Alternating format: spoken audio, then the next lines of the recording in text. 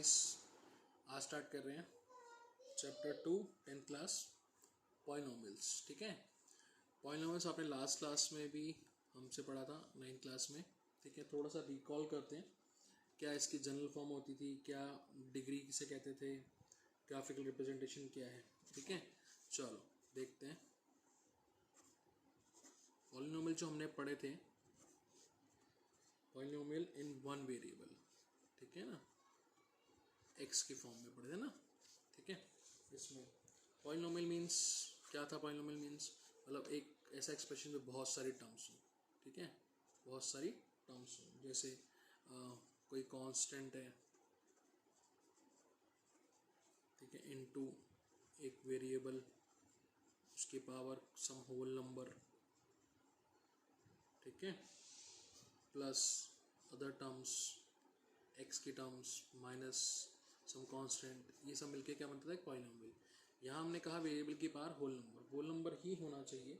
ठीक है, कोई भी नेगेटिव रैशनल नंबर या नेगेटिव इंटीजर नहीं हो सकता। जैसे अगर मैं कहूँ कि एक्स की पावर -3, ठीक है, तो ये एक पॉलिनोमियल नहीं हो सकता।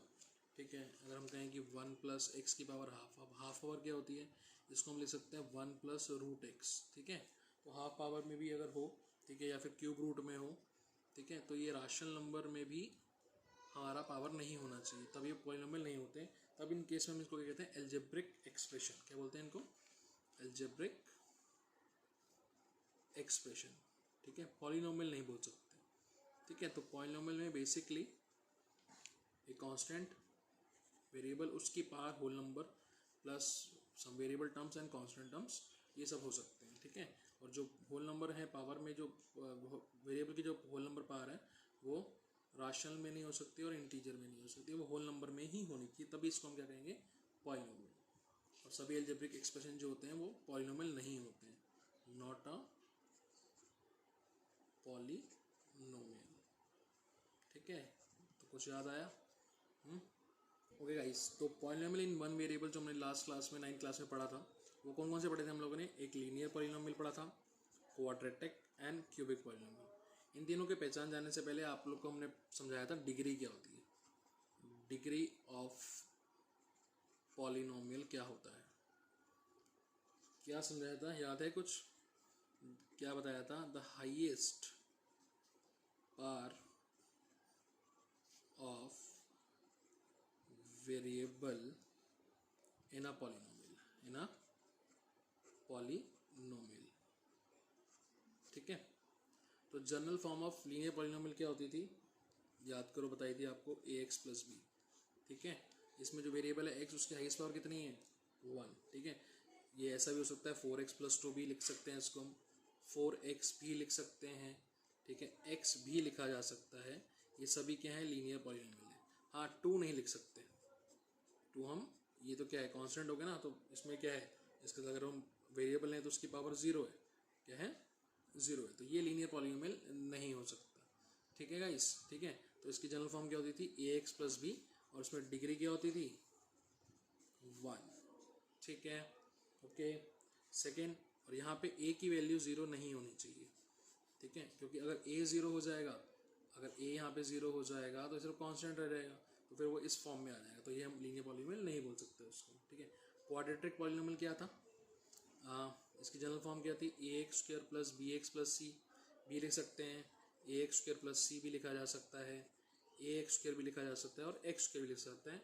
और यहाँ पे भी a की वैल्यू 0 नहीं होनी चाहिए।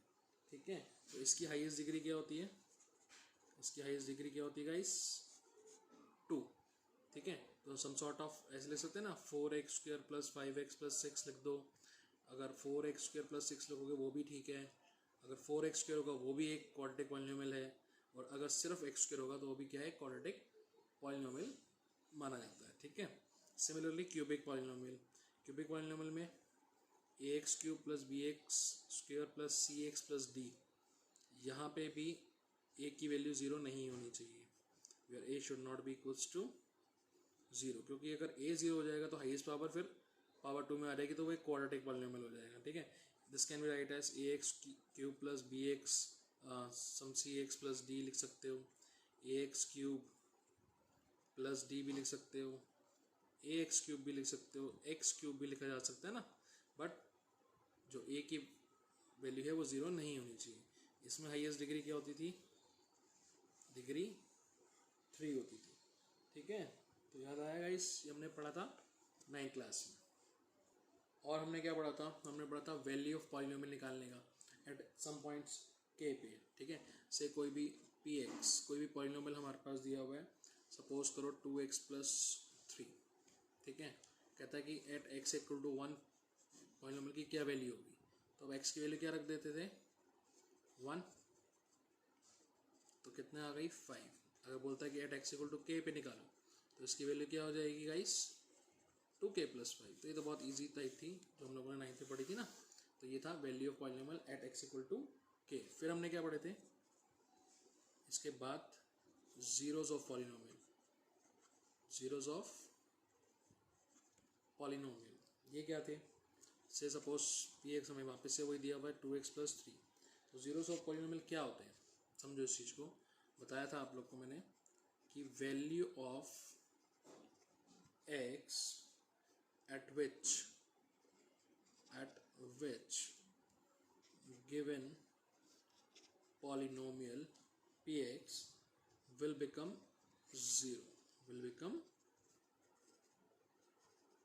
0, then it is called, then the value of x is called, then it is called, क्या कहेंगे इसको हम, 0 of px। ठीक है, और कैसे निकालते थे हम 0, हम px को 0 पुट कर देते थे। ठीक है, तो x = क्या आ गया, -3/2।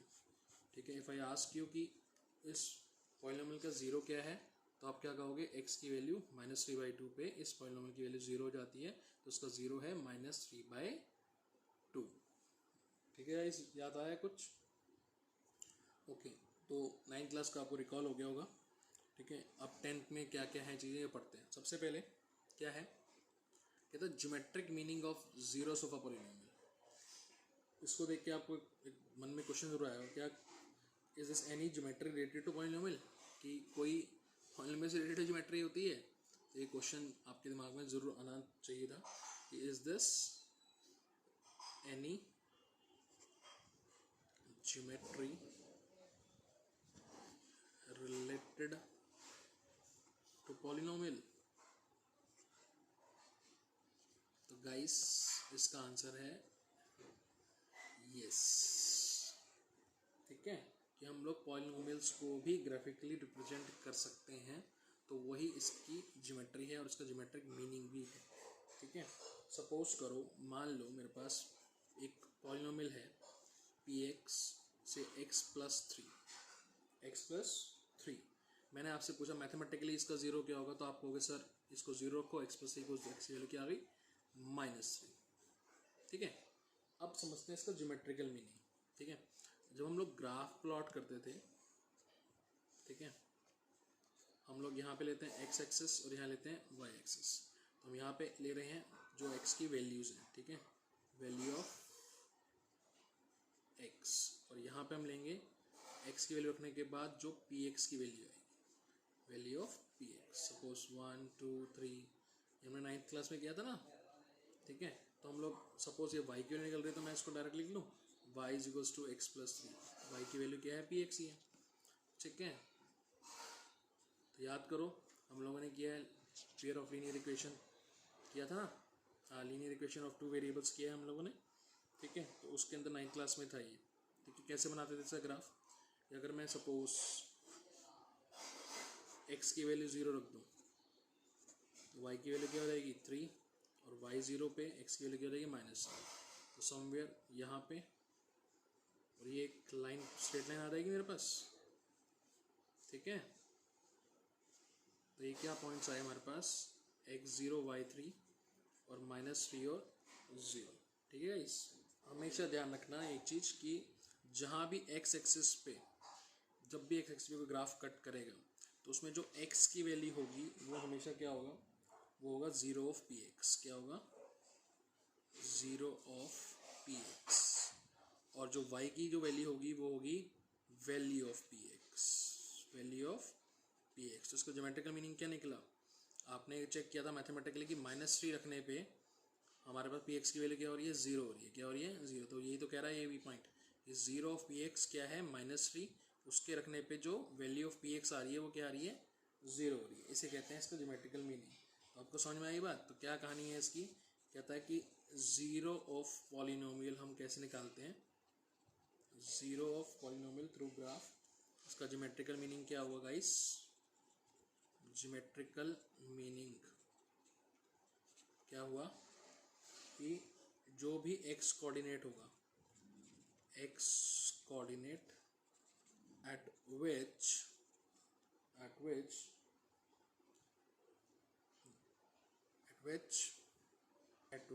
the graph of, जो ग्राफ होगा px का जो ग्राफ होगा इंटरसेक्ट एट x एक्सिस, इस बात को बहुत ध्यान रखना, ठीक है। ओके, तो हमारे पास जो पॉइंट आया था x को, जो x एक्सिस को इंटरसेक्ट कर रहा था वो क्या पॉइंट था, -3 और 0। तो यहाँ पे जो x की वैल्यू थी वो क्या थी, -3। तो ये था 0 ऑफ पॉलिनोमियल, 0 ऑफ पॉलिनोमियल, ठीक है। समझ में आया इसका कहानी, ठीक है, कि ज्योमेट्रिक रिप्रेजेंटेशन कैसे करते हैं। तो इससे हमें चीज़ें पता लगती है। जैसे मान लो कोई ग्राफ है, ठीक है, अगर वो x एक्सिस को ऐसे कट कर रहा है, कितनी जगह पे कट कर रहा है उसने x एक्सिस को, 2 और ये 3 प्लेसेस पे, तो उसे कितने जीरोज होंगे, इसके 3 जीरोज होंगे। कितने होंगे कि ग्राफ ऑफ कोई भी पॉलिनोमियल है पी एक्स, ठीक है, कट्स एट, या कट्स नहीं, इंटरसेक्ट, कोई कट करना तो एक होता है कट करना, ठीक है, intersect at x axis, intersect x axis at 3 points and 3 points, ठीक है। तो there are 3 zeros of given polynomial, ठीक है गाइस, ये बात समझ में आई आपको, ठीक है। 2.1 एक्सरसाइज आपकी इसी से रिलेटेड है। तो इस बात का जो हमने सीखी, इससे कंक्लूजन क्या निकला, कंक्लूजन ये निकला कि एक पॉलिनोमियल है P X of degree n, degree क्या है उसकी n, the graph of y equal to P X जो बनेगा वो इंटरसेक्ट करेगा x एक्सिस को एट मोस्ट n पॉइंट्स पे। क्या मतलब है गाइस, इसका समझो कि अगर y इक्वल टू एक लीनियर पॉलिनोमियल है ax प्लस b, तो इसका जो ग्राफ होगा, इसकी पावर कितनी है, 1, तो डिग्री कितनी हुई इसकी, 1, जिसकी डिग्री जो है 1 है।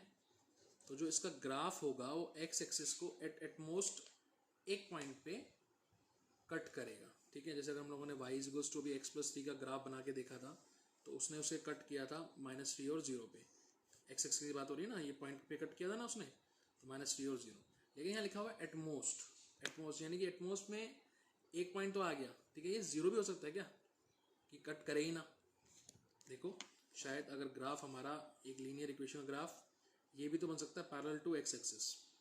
अब पैरेलल टू x एक्सिस जाएगा तो उसमें क्या रहेगा, समथिंग सिर्फ y का ही पॉइंट होगा। अगर y इक्वल टू 3, तो ये भी एक लीनियर पॉलिनोमियल है या नहीं है, ठीक है। तो यानी कि इसमें डिग्री ऑफ x क्या है, 0 है, क्या है। तो उस केस में क्या आएगा, जो ग्राफ होगा वो एक भी जगह कट नहीं करेगा। लेकिन अगर इस फॉर्म में होगा ax प्लस बी, अगर x की एक भी डिग्री हुई तो एटमोस्ट एक जगह पे तो कट करेगा ही करेगा, ठीक है। और देखो, जैसे अगर हम लोग क्वाड्रेटिक पॉलिनोमियल की बात करते हैं, ax square plus bx plus c, ठीक है। तो जो क्वाड पॉलिनोमियल है उसमें हाईएस्ट डिग्री कितनी हो गई, डिग्री क्या हो गई इसकी, 2 हो गई। तो यहाँ पे जो ग्राफ कट करेगा वो कम से कम 2 पॉइंट्स पे, ज़्यादा से ज़्यादा 2 पॉइंट्स पे करेगा, और कम से कम 0, कम से कम 0। अब 0 कैसे सर, अगर जो इसका जो ग्राफ होता है ये हमें एक पैराबोलिक शेप मिलती है, क्या मिलती है, क्वाड्रेटिक पॉलिनोमियल में हमेशा क्या शेप मिलती है, पैराबोलिक शेप। तो अगर पैराबोला समथिंग ऐसा कुछ आ जाए, तो ये एक भी जगह पे कट नहीं कर रहा है, तो यानी कि इस केस में इसके एक भी 0 नहीं होंगे। तो यहाँ पे कितना होगा इसका, ये मैक्सिमम एट 2 पॉइंट्स कट कर सकता है, इंटरसेक्ट कर सकता है, एंड मिनिमम 0, ठीक है। 0 वाला केस आपको समझा दिया, ठीक है, okay. Maximum at 2 points intersect x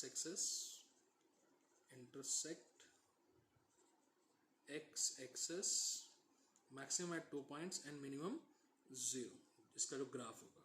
ठीक है गाइस, सिमिलरली अगर हम पावर बढ़ा दें, क्यूबिक पॉलिनोमियल देखें तो वो भी मैक्सिमम जो है 3 पॉइंट्स पे कट करेगा और मिनिमम कितने हो सकते हैं, यस उसके भी क्या हो सकते हैं, 0 हो सकते हैं। ठीक है, दूसरा कंक्लूजन क्या निकला हमारा, दूसरा कंक्लूजन ये निकला इस पॉइंट से कि number of zeros of P X कितने होंगे is equal to number of points at which graph of P X intersected the X axis, intersected the, कि एक्स एक्सिस पे जो ग्राफ होगा जितनी जगह पे इंटरसेक्ट कर रहा होगा उतने ही उस पॉलिनोमियल क्या होंगे, जीरोस होंगे। क्या होंगे, जीरोस। ओके, कुछ ये सैम्पल ग्राफ्स हैं, इसको देख के आपने बताना है कि किस पॉलिनोमियल के कितने जीरोस हैं। ये पॉलिनोमियल का ग्राफ जो है एक्स एक्सिस को कितनी जगह पे कट कर रहा है, एक जगह पे, तो जीरोस ऑफ पॉलिनोमियल कितने हुए, इसमें नंबर ऑफ जीरोस कितने हुए गाइस, एक, कितना हुआ, एक। ठीक है, सिमिलरली यहाँ पे देखो 1 2, ठीक है, एक्स एक्सिस है ना, ये कट कर रहा है, तो नंबर ऑफ जीरोस यहाँ क्या हुए, 2। ठीक है, सिमिलरली यहाँ पे 1 2 3, एक्स एक्सिस को कितनी जगह पे कट किया ग्राफ ने, 3 जगह पे, तो यहाँ पे नंबर ऑफ जीरोस कितने बने, कितने आएंगे इसके नंबर ऑफ जीरोस, 3। ठीक है, यहाँ पे एक्स एक्सिस को सिर्फ एक जगह पे, तो यहाँ पे नंबर ऑफ जीरोस कितने हुए गाइस, 1। ठीक है, नाउ यहाँ से टच कर रहा है वो एक्स एक्सिस, तो टच करना या इंटरसेक्ट करना में एक ही चीज़ है, तो आप यहाँ पे 1 0 आपको मिलेगा, तो यहाँ पे इस नंबर ऑफ जीरोस क्या हुए गाइस, यहाँ पे कितने हुए, 1। ठीक है, 1 2 3 4, यहाँ पे नंबर ऑफ जीरोस आपके पास सबसे ज़्यादा हैं इस ग्राफ के अंदर, कितने हैं, 4। ठीक है, तो मेनली इस वीडियो पे आपको नोट्स अच्छे से बनाने हैं। ठीक है, बाकी नोट्स समझने के बाद तो क्वेश्चन आसान है। 2.1 में यही क्वेश्चन दिया हुआ है, आपको आइडेंटिफाई करना है कि कितने जीरोस हैं ग्राफ के थ्रू। ठीक है, तो चीज़ें समझो, रिकॉल करो पॉलिनोमियल क्या होता है। नेक्स्ट वीडियो में हम लोग इसकी बाकी एक्सरसाइज करेंगे। ठीक है गाइस।